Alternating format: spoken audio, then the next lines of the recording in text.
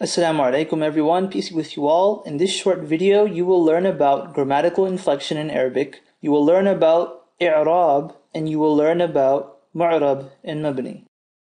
So before we start lesson 9, I want everyone to look at this. And these are 3 English sentences. The pronoun he, him, and his is the same masculine pronoun. But because of its position in the sentence, the way it is written has changed. So here it's he helped, where he is the subject. And then when it's the object, it's I helped him, not I helped he. And then when it's in possession of an object, it's his, not he pen, but his pen. And this in English is called inflection in grammar. In Arabic, it's called al-i'rab. And that is the subject for today's video. What is i'rab? It's the changing of the last vowel of a word, based on its influencers. Okay? And i'rab is the most important thing. It's the most important thing in Nahu.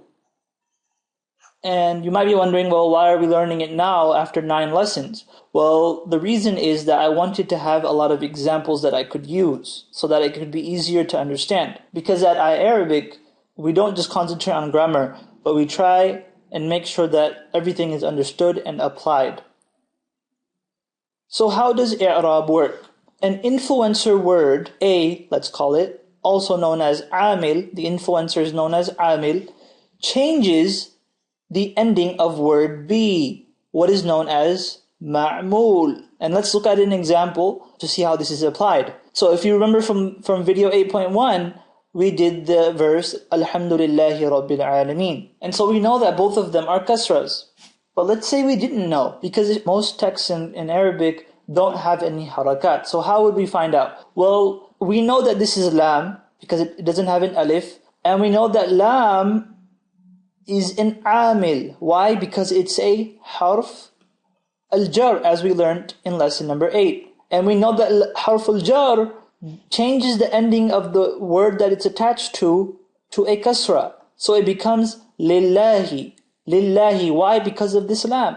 And so this lam is our amil, and the word Allah is our ma'mul. Now another way that i'rab works is that an influencer word, A, amil, changes word B, ma'mul, which changes word C, which is tabi'. So taking that same verse, we have lillahi rabbil alameen. So again we have lam, which is the amil. And then we have Allah, which is the ma'mul. That's why it has this kasra. Then we have Rabb. And if you remember from the last video, I said that Rabb is an adjective describing Allah.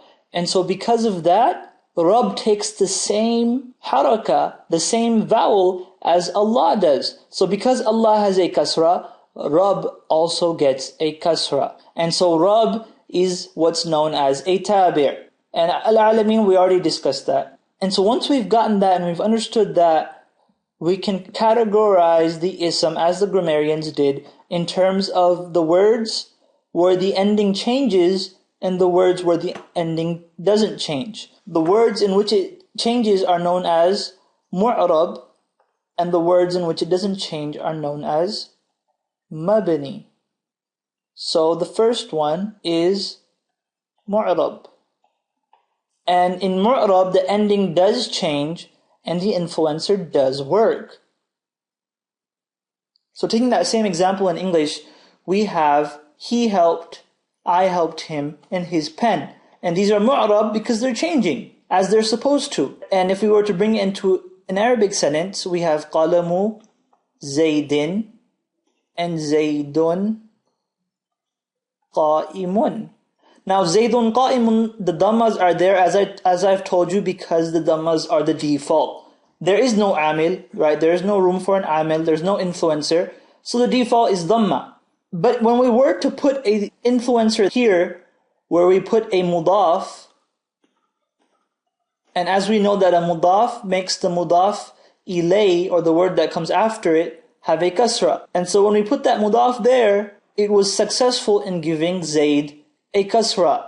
Therefore, we know that Zayd is a mu'rab word. It's a word where the ending does change and the influencer, qalam, does work. Now, just to take a note,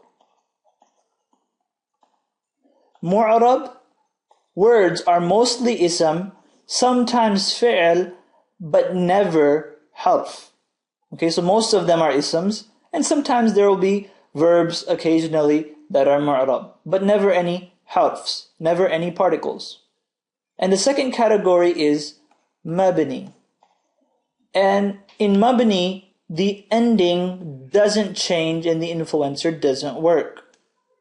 So in English, for example, I have the word Henry. Henry helped, I helped Henry, Henry's pen. Unlike the masculine pronoun he, Henry did not change. It stayed the same.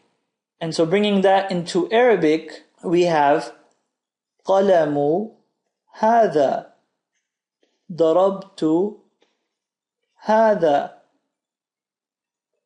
Now قلم هذا is supposed to have two kasras. But because it's mabni, it does not change, it remains هذا. Similarly, when I say ضربت هذا, because it's the object, and we'll get into what I mean by the object of a verb, but because it's an object of a verb, it's supposed to have a fatha, but it does not have a fatha, it has remained هذا, as it always does. And so because of that, we know that this word is mabni. And another note, all huruf, most fi'l, and some isms are mabni. So all the hurufs you'll find are mabni. Most of the verbs you find are mabni, and only some nouns are mabni. So thank you all for watching. Peace be with you all. Assalamu alaikum.